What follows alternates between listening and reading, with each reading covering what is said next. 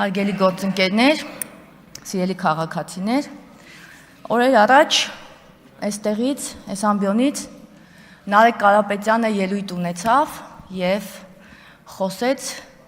Գրիգոր Զոհրաբի մասին։ Մի տեսակ դա անտեսվեց, չգիտես ինչու, բայց ես չեմ կարող չանդրադառնալ ձեր խոսքերին, պարոն Կարապետյան, որովհետեւ վիրավորական է ցանկացած հայ մարդու համար լսել, որ Ազգային ժողովի падգամավորը կարող է գալ այստեղից, մի հատ նկար սենց պահել, ասել է ցիլոյով մաթը գիտեք ով է։ Դուք հասկանում եք դա ինչ է նշանակում։ Դուք հասկանում եք դա ինչ է նշանակում։ Դուք գիտեք Գրիգոր Զոհրաբն ով է։ Որտեղ զարմացած նայում եք, սենց ես չեմ ասել։ Վստահաբար այդ տեքստը ձեզ համար գրել տվել էին, որովհետև ոչ մի հայ մարդ, երեխա Ցանկացած տարիքի մատ մեծահասակ չի կարող Գրիգոր Զոհրաբի մասին նույնիսկ մտածելով ասել այդ ցիլոյով մաթը, դա ամոթ է, դա խայտարակություն է, Գրիգոր Զոհրաբը հասարակական քաղաքական գործիչ է եղել, փաստաբան, ով մեծ գործունեություն է ծավալել Թուրքիայում, դարձել է Թուրքիայի խորհրդարանի անդամ, որպեսզի կարողանա պաշտպանել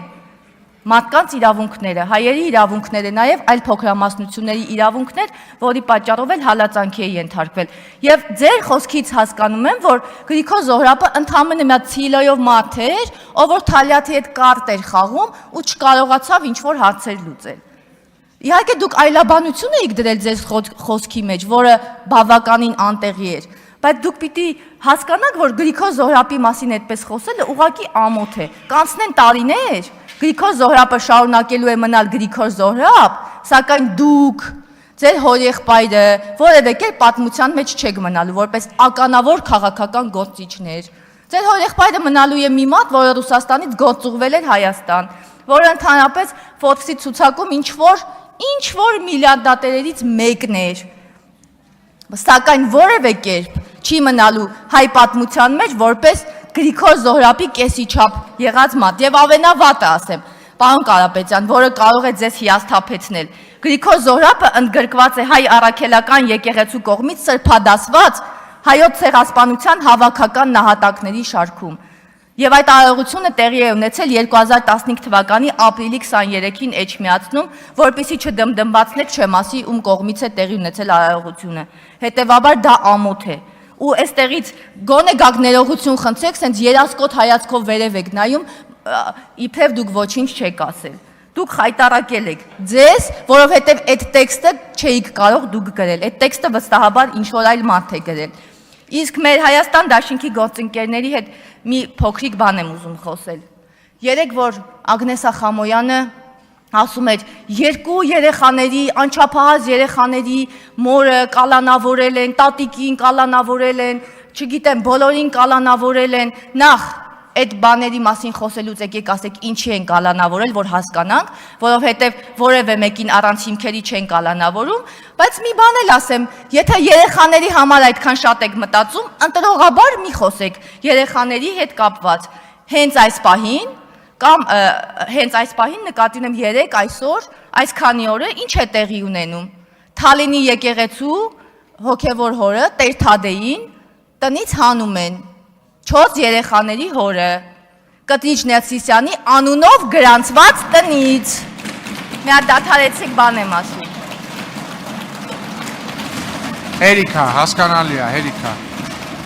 Շարունակեք Տիկին Դավոյան։ Մի հատ լսելու ունակություն ձեռք բերեք եւ լսեք։ Տունը։ Պարոն Մխիթարյան, ձեզ նախազգուշացում տեղից մի խոսեք։ Մի րոպե, մի խանգարեք։ Տունը, որտեղ բնակվում է Տեր Թադեն, գրանցված է Ներսիսյան Կտրիչ անուն ազգանունով մարդու վրա։ Ոչ թե Գարեգին Բ-ի,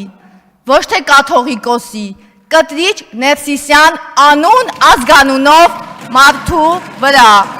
Եվ այդ տնից այսօր Հերիքա, հարգելի բարեկամներ, շարունակեք Տիկին Դավոյան։ Իսկ նույնիսկ ես մեկը բայց չարժեր դմդմփացնել ձեր տրամաբանության շրջանում։ Այսինքն ձեր տրամաբանությամբ նորմալ է, որ մարդուն տնից հանում են, բայց որ տունը գրանցված է իմ նշած անուն ազգանունով մարդու վրա, այդտեղ արդեն այդ անուն ազգանունի հետ պրոբլեմ ունեք, Բայց եկեք խոսեք, ասեք մեր ձեր սիրելի կաթողիկոս կոչեցյալը ինչա չոզ երեխաների հորը տնից հանում, երեխաներին էլ հետը։ Բա դրա վրա ինչի չեք դմդմբացնում, դա հայրաբար է, դա քրիստոնեաբար է։ Ասեմ ավելին, որ էլի տուն կա, որտեղ ապրում է Տեր Արամը, էդ էլ է գրանցված Ներսիսյան կտրիչ անուն ազգանունով մարդու վրա։ Բա խոսեք այդ մասին, բա այդ ո՞նց է լինում, որ միտեղ անձնագրով էսպես է, բա այդ ո՞նց է լինում, որ այդ տները տենց է լինում։ Բա խոսեք։ Չեք խոսելու, որովհետև խոսելու բան չունեք, որովհետև գիտեք ծիծաղելին որն է, որ այստեղից ասում ենք հայ առաքելական սուրբ եկեղեցու ղեկավարը կաթողիկոսը ունի զավակ, քար լռություն։ Ոչ մեկի դա չի հուզում։ Ունի խախտել է կուսակրանության ուխտը, նորմալ է, չենք դմդմբացնում։ Իր ողջ բարեկամներին օծել դարձել է եպիսկոպոսներ եւ այլն, որը կանոնակարգերով արգելված է, այդտեղ էլ է նորմալ։ Գիտեք ինչի, որովհետեւ պարոն Կարապետյանի հոպարի նկարը կպցրած է եկեղեց բանում, վեհարանում եւ չի կարելի դրան արձագանքել։ Չի կարելի, պետք է այդ ամեն ինչին լավ վերաբերվել, բայց հենց անուն ազգանունն ասում ենք, էլ չեմ ասելու, որովհետև հավես չկա։ Հենց անուն ազգանունն ասում ենք, ստեղ ինչ որ բուրըն ռեակցիաներ են լինում։ Ամոթ է, վերջացրեք։ Տիկին Գրիգորյան։ Չեք լսում։ Ոչինչ։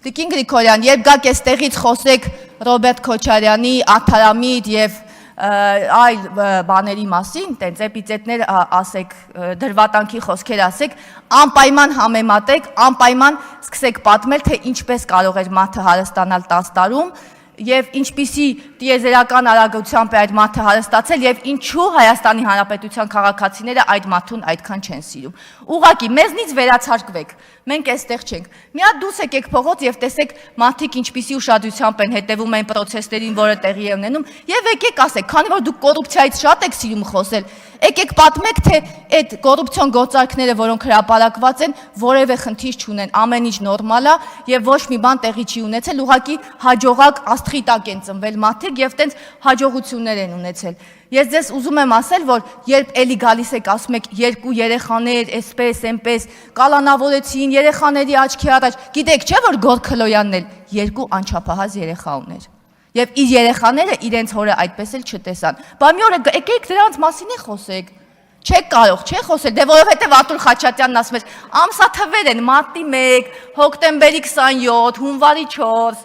ամսաթվեր չեն, պարոն Խաչատրյան։ Խայտարակության ամսաթվեր են։ Եվ պետք չի այդ ամսաթվերը, այսպես հա դե ամսաթվեր են էլի անցած լինի։ Անցած չի լինելու, որովհետև արդարության ժամը համենայն դեպս գալու է։ Ու ես կարծում եմ, որ Ռոբերտ Քոչարյանի կառավարման 10 տարիները գիտեք ոնց կարելի է բնութագրել։ Հայտնի քառատողի վերջի 2 տողերով, երբ ասում էր Աստված պահի քո բալին, ոնց էր համը իմ ձաքի։ Այ այդպես կարելի է բնութագրել Ռոբերտ Քոչարյանի կառավարման տարիները։ Շնորհակալություն։